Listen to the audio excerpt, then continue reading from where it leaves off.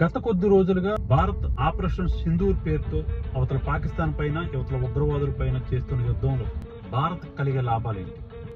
ఈ ఆపరేషన్ సింధూర్ తో భారత్ ఒక అతి శక్తివంతమైన సైనిక దేశం అని చెప్పి ప్రపంచానికి చాటి చెప్పింది.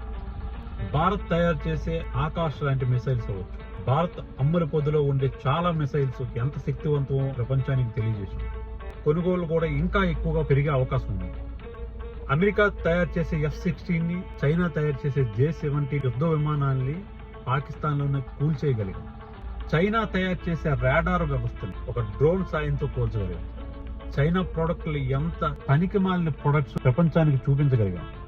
పాకిస్తాన్ లోని 12 ఎయిర్ బేస్ ని పోల్చగలిగాం. At the same time Pakistan ప్రయోగించిన ప్రతి డ్రోన్ ని, ప్రతి మిసైల్ కూడా పాకిస్తాన్ భూభాగంలోనే కూల్చేయగలిగాం. సింధు జలాన్ ఒప్పందాన్ని రద్దు చేయగలిగాం. భారత్ ఎంత శక్తివంతమైందో మరొకసారి నిరూపించగలిగాం.